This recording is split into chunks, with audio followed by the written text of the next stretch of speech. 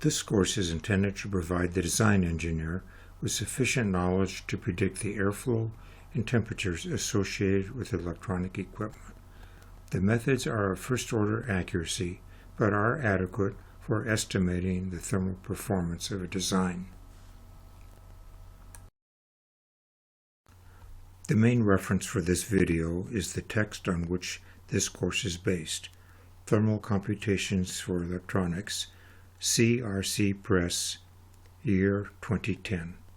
Most of the graphs and tables are taken from this book and hence are subject to copyright laws. We will begin with a modest introduction to several aspects of electronics cooling, followed by a necessary analysis of airflow thermodynamics. The result from this is a very basic formula for calculating well-mixed air temperature rise. Next, in chapters 3 through 5, you will learn how to predict airflow for both forced and buoyancy-driven flow. The actual study of heat transfer by convection is covered in chapters 6 through 9. Then there is a lengthy chapter on radiative heat transfer. Chapters 11 and 12 contain important heat conduction analysis information. Finally, additional mathematical subjects are provided in Chapter 13. Chapter 1. Introduction. Heat conduction in one dimension is described by Fourier's law. The one-dimensional bar in Figure 1.1 illustrates that the flow is from a higher temperature T1 to a lower temperature T2. The heat conduction Qk at x is proportional to the temperature gradient dt by dx. Ak is the cross-sectional area at x. K is the thermal conductivity of the conducting material. The thermal conductivity, A sub k, and x must have consistent units. The materials in an electronics system often have a thermal conductivity that can vary over a large range. Figure 1.2 shows that K varies from a low value, the order of 10 to the minus 4, to a high value, the order of 10. This large range can have an impact on some numerical analysis schemes. Using a little algebra, we are able to derive a useful formula for conduction. We begin by arranging Fourier's law as shown at the top. Then an integration is performed over the length L of the one-dimensional bar. We use the temperature T1 at x equal to 0 and T2 at x equal to L. The result is an Ohm's law type of formula in the third equation. Delta T equals R times Q, where R is a thermal resistance. If K does not vary with temperature over the length L, a one-dimensional formula for R is given by equation 1.2. If the area is uniform over the length L, this simple formula for R is given by equation 1.3. We can often use the average value of a temperature-dependent thermal conductivity. Fourier's law is once again integrated as shown on the left-hand side of the first equation. The second integral is both multiplied and divided by T2 minus T1. The simple delta T equals Q times R is obtained, but we see that the average K, Km, is correctly proven to be the value shown in equation 1.4.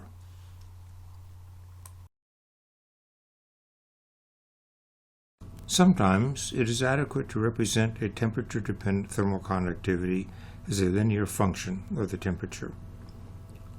This is shown in the first equation, where K0 and alpha are constants. determined from the original data. Using the mean thermal conductivity formula, equation 1.4, the integration is performed as indicated in the second equation. The result is equation 1.5. Sometimes a power law is a better fit to thermal conductivity data. For example, Lassance recommends that the thermal conductivity for pure silicon may be approximated by equation 1.6. For highly doped silicon, Lassance recommends using about 80% of that for the pure material. The mean thermal conductivity for pure silicon is calculated using equations 1.4 and 1.6. The integration is set up as shown in the first equation. A simple variable change from t plus 273.16 divided by 300 to nu. The result of the equation is given in the fourth equation. When the equation for the variable nu is substituted, the final result is given as equation 1.7. Application example 1.3 illustrates use of equation 1.7 for the mean thermal conductivity of silicon. The geometry is a silicon chip with edge dimensions of 0.5 inches by 0.5 inches and a thickness of 0.02 inches. The chip base is at a temperature T2 equal to 100 degrees C. The power dissipation Q is equal to 50 watts at the chip surface. An iterative procedure must be used with a first guess of T1 equal to 150 degrees C. The mean thermal conductivity, Km, is then calculated to be 2.62. A chip surface temperature, T1, is calculated as 101.53 degrees C. The first guess of T1 equal to 150 degrees C was clearly too large. A new Km is calculated using the T1 of 101.53. The new Km is 2.84 and a new T1 is 101.41. A third iteration, not shown here, gives a calculated T1 of 101.41. 3 iterations produced a sufficiently accurate T1.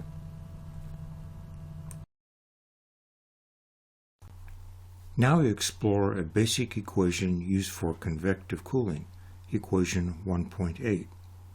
This equation is the convection equivalent of Fourier's law for conduction. A significant difference is that the temperature gradient dt by dx in Fourier's law is replaced by the temperature rise of the surface above the local ambient temperature, Ta. Ts is the average surface temperature, As is the convecting surface area, and H sub c is defined as the convective heat transfer coefficient.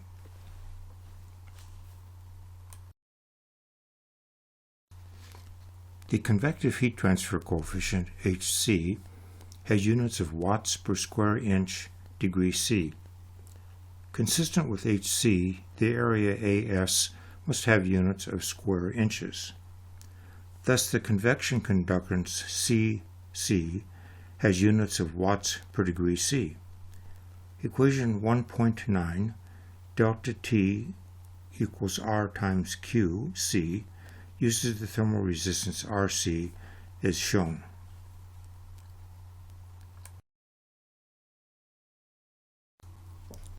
Table 1.1 lists the range of values for Hc that you might expect for natural air convection and forced air convection. Later in this course, you will learn how to calculate the correct Hc specifically for your problem.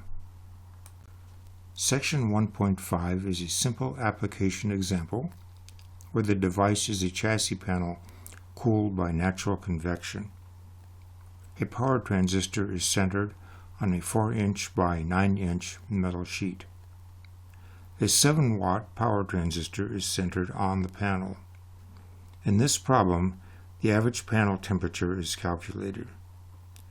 A convective heat transfer coefficient that is in the range for natural convection is used. The higher temperature hotspot beneath the transistor is not calculated here. Note that the convecting area is twice the value of 4 times 9 to account for both of the convecting panel surfaces.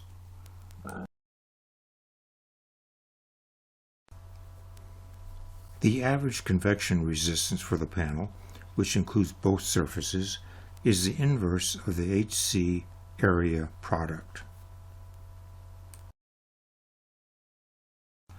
Now we learn a little about thermal radiation, section 1.6. Equation 1.10 is written in a form similar to equation 1.8. However, in the case of radiation, H is subscripted with an R.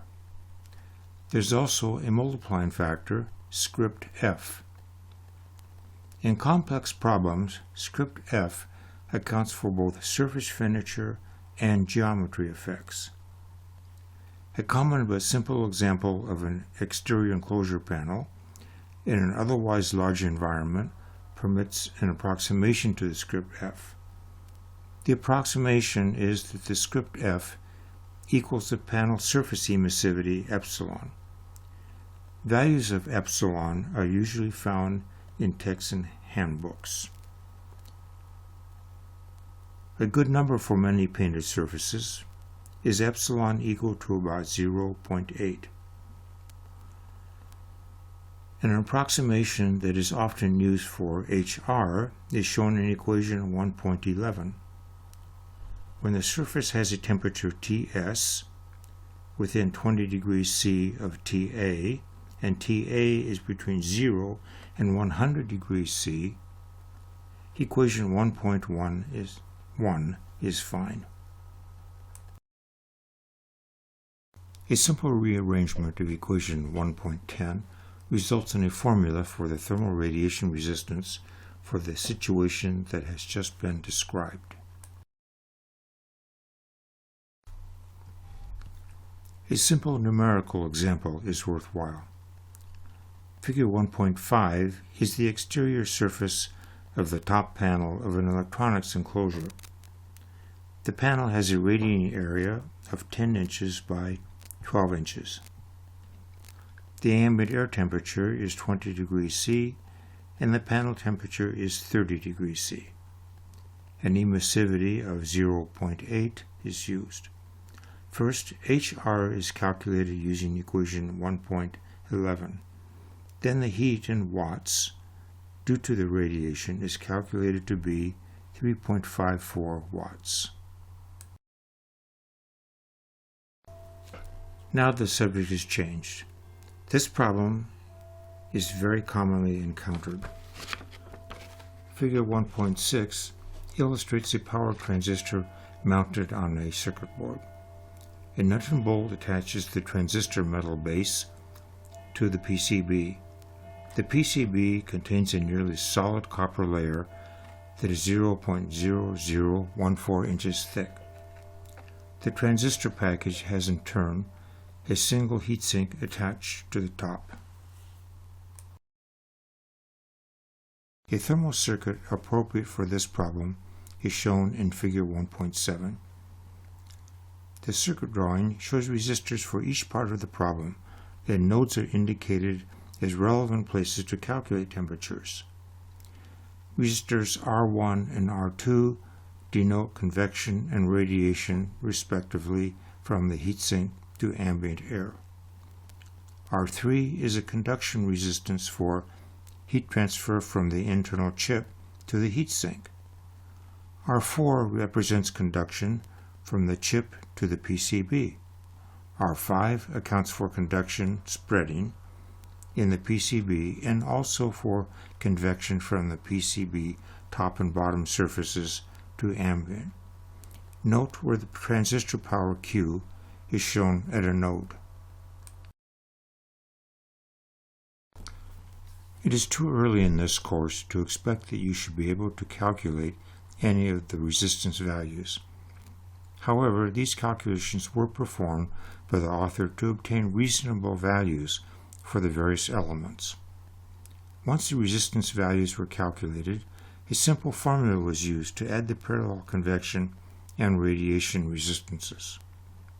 This sum was then added in series fashion with R3. Then R4 and R5 were added as series resistances. The final values are listed in Table 1.2. Equation 1.13 is the formula for adding resistors in parallel. This formula for adding resistors is shown in the text, fourth line from the bottom. The total resistance from the chip to the top ambient is 46.9 degrees C per watt. The total resistance from the chip to the bottom ambient is 25.8 degrees C per watt.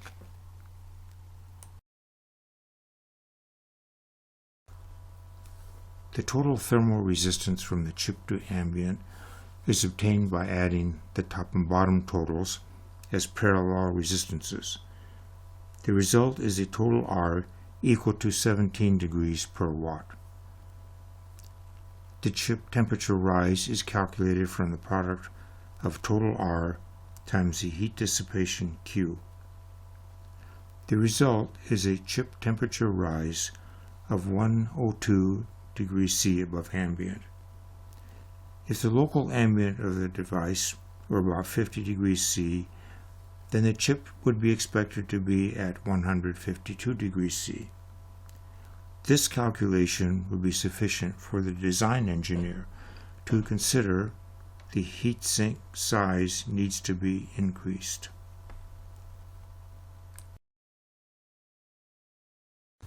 A portion of a circuit board conduction and convection problem is shown in Figure 1.8. This figure represents the use of the thermal network method, a technique that allows good physical to math model correspondence. The plane with a heavy line and resistances RB simulates heat conduction within the board. Resistor RJC is the IC package junction thermal resistance. Resistor RL represents the case to board conduction, mostly via leads in this example. Resistor RCF is a case to fluid element.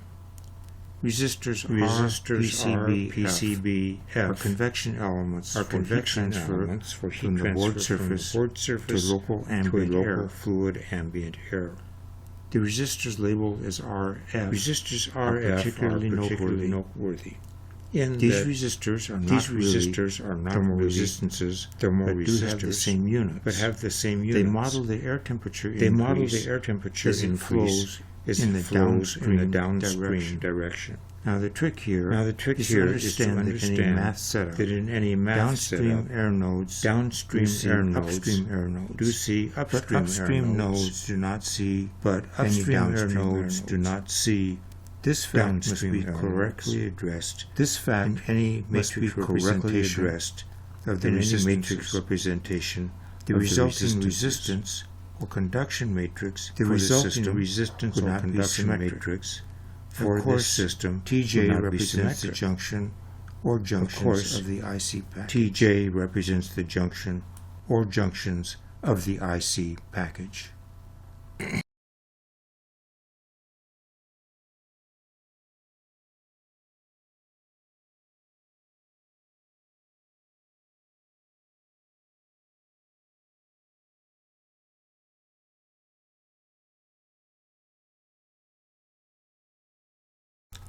In Figure 1.9, three simple IC package thermal models are shown.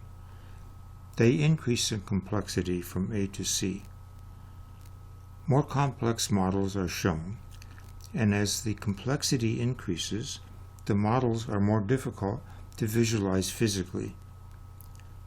The value of these models is that they are easily implemented into a computational fluid dynamics program. It is possible to construct compact models that accurately simulate more complicated finite element models. These models are usually constructed so that they are boundary condition independent. When such is the case, the compact model provides good simulation of the IC package conduction, and the CFD program computes the equivalent of an accurate convective heat transfer coefficient.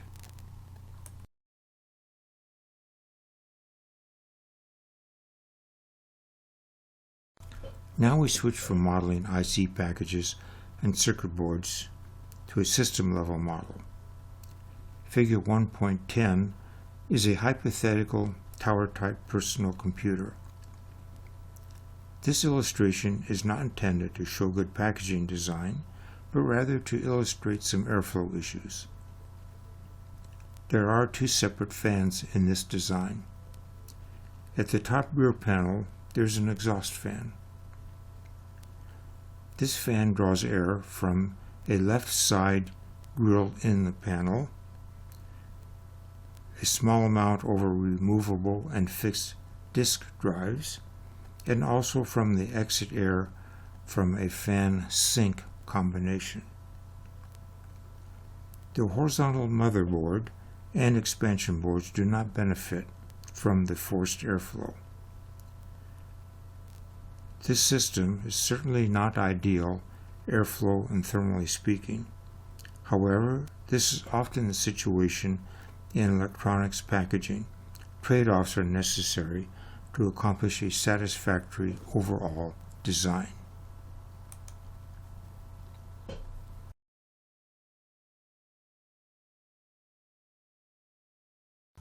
When we perform first-order system calculations, it is sometimes necessary to construct two different circuits. First, an airflow pressure circuit is set up, as shown in Figure 1.11. In this circuit, there are fixed pressure nodes that represent the ambient air. Then there are non-fixed pressure nodes that represent the air at select locations within the system. In a later chapter, you will learn how to quantify the value of these airflow resistances.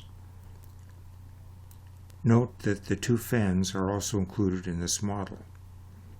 It is helpful to think of these fans as the equivalent of the batteries that you would have in an electronic circuit. In this pressure airflow circuit, the thermal analyst calculates the various pressures. Then from this solution, the airflow is calculated in these resistors. This typically concludes the airflow pressure part of the problem.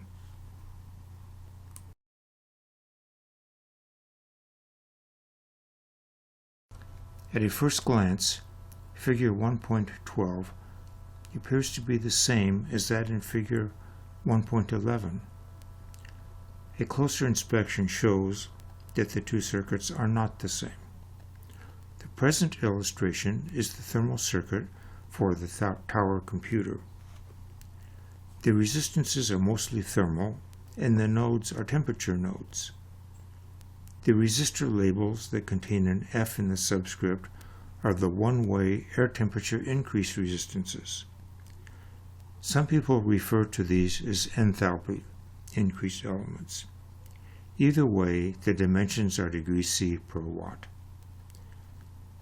This circuit also shows heatsink convection resistors and PCB convection resistors. Note the various Qs representing the heat dissipations. As you may have learned earlier, the convection resistant values are dependent on the airspeed over the boards and through the heatsink. These airspeeds are determined from the solution of the airflow pressure circuit that you previously saw. Before this introductory topic is left behind, there is a procedural note that is relevant here. In many problems, it is necessary to only calculate air temperatures. In such cases, a thermal circuit is not required. It becomes a simple matter to just solve for airflow values and compute some air temperature rises, all without the need of a thermal circuit. Furthermore, many airflow circuits are sufficiently simple that the desired results are readily obtained by just adding the various airflow resistances according to rules for series and parallel elements. Only when the circuits are quite large, or not solvable using series and parallel element formula, is it necessary to resort to matrix or linear algebra solution methods.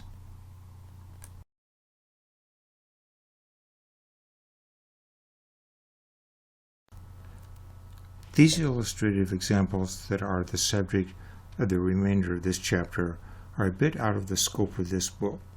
This is because in most of this course, the intent is to teach you first-order analysis techniques that do not require software of a sophisticated nature.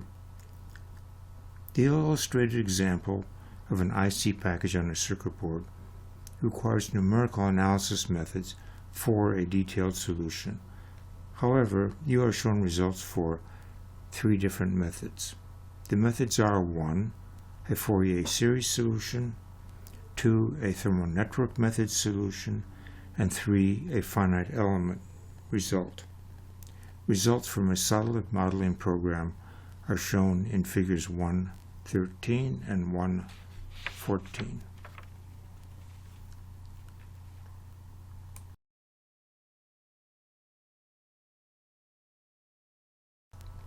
The Fourier series solution was produced using 2 different programs.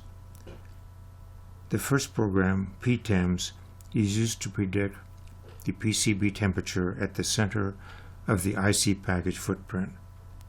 This program uses a thermal resistance RS case to board and a thermal resistance RC case to local ambient. The board temperature result does not usually well simulate the distribution of the IC package heat flow, but is usually adequate. The computed PCB temperature becomes a boundary condition for the IC package only solution on the next page.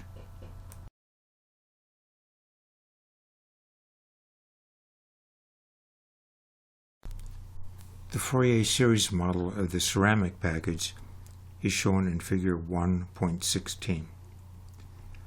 Note the footprint of the IC chip, which is also the surface heat source layout.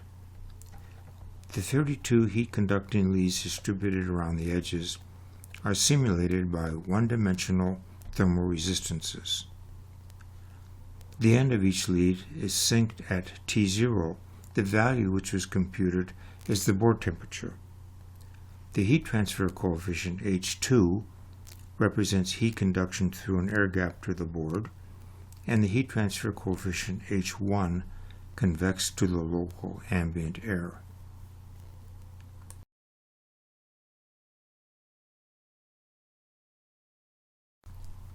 Figures 1.17 and 1.18 show details of the thermal network model.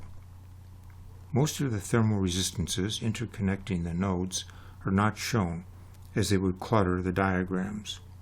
The thermal network model has an advantage over the Fourier series models in that the entire model is analyzed in one analysis. This results in a more accurate model of the heat distribution as it conducts from the IC package to the circuit board. The program used here is T-network, but any thermal resistance network analyzer could be used.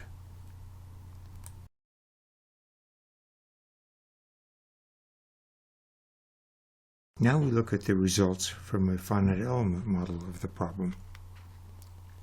Figure 119 shows surface temperature map for the IC package side of the entire device. Figure 120 shows results for the chip side of the ceramic package. The CAD program used for this was a Libre, and the FEA program was Algor. However, excellent results have been obtained more recently by the author using free open source software, The CAD program was FreeCAD. Model meshing was accomplished using Salome. Solving the model was completed using Elmer, and good results for viewing the FEA analysis is ParaView.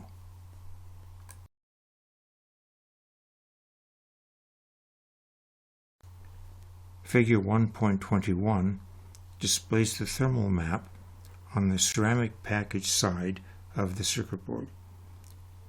This map shows the results due to the non-uniform distribution of the heat conducted into the circuit board from the ceramic package.